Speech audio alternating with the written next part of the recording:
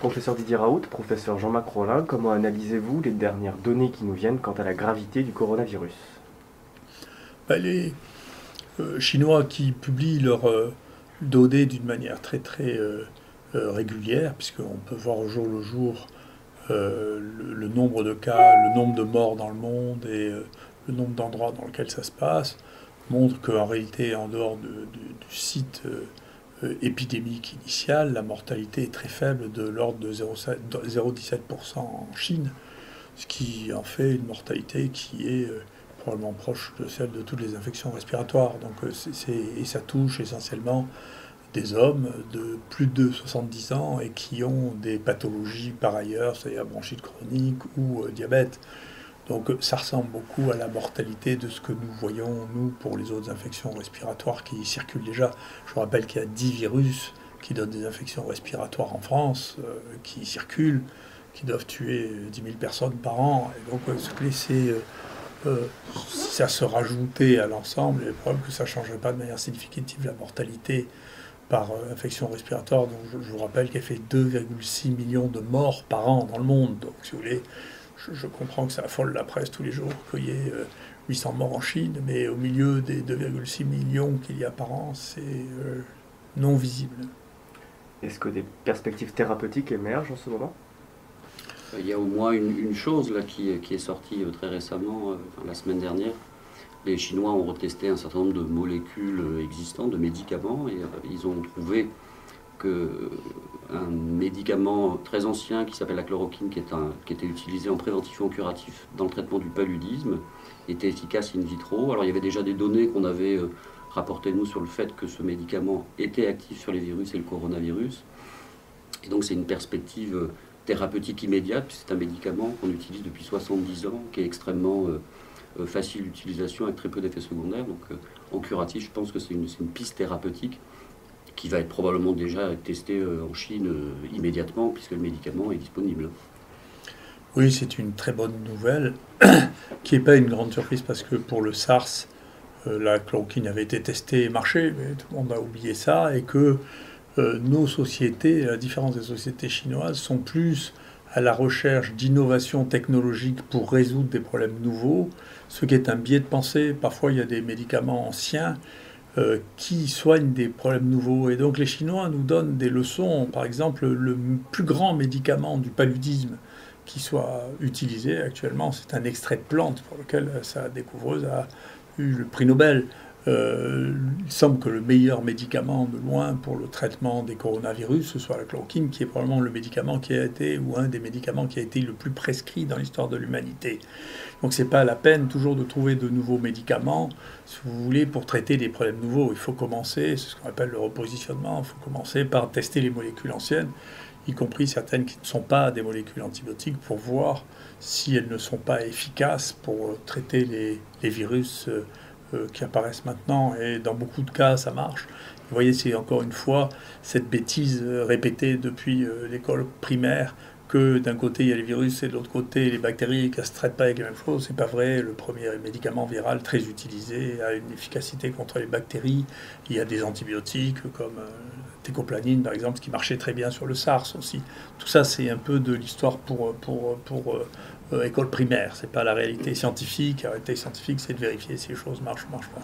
Et est-ce qu'il vous semble pertinent de concentrer des moyens et concentrer des efforts sur la recherche d'un vaccin? Écoutez, moi, à ma connaissance, des vaccins, il y a d'ailleurs une erreur sur le site de l'OMS qui est amusante, puisqu'il montre que dans les vaccins qui sont actuellement disponibles, ils mettent le vaccin contre le paludisme et contre l'hépatite E. Je ne sais pas qui c'est qui peut acheter un vaccin contre le paludisme et l'hépatite E. Ça n'existe pas. Et donc c'est un site officiel qui met des choses qui sont fausses. C'est intéressant. Ils disent que c'est possible, on peut toujours avoir l'espoir, mais pour l'instant, c'est pas vrai. Donc si on regarde cette liste, on voit qu'il ne s'est pas inventé de vaccin nouveau depuis plus de 20 ans, qui soit utilisable, sauf celui de la dengue, qui a été partiellement un désastre, parce que l'immunité contre la dengue prédispose à avoir une deuxième forme de la dengue, plus grave que la première. Il y a un énorme procès des Philippines actuellement contre les gens qui ont commercialisé la dengue. C'est le seul vaccin nouveau qui a été proposé. Certains ont été améliorés. Donc si vous voulez, cette espèce de manie de dire à chaque fois qu'il apparaît quelque chose, vous savez, on va vous faire un vaccin, il n'y a qu'à voir l'histoire du SARS qui a duré, qui s'est arrêté brutalement pendant l'été 2003. Et donc, si les gens ont fait un vaccin, je ne sais pas ce qu'ils en ont fait, mais ils n'ont pas pu l'utiliser. Donc, si vous voulez, c'est une espèce de réponse automatique, là, qui est, qu'est-ce qui se passe? Ah, on va vous faire un vaccin parce que vous avez peur.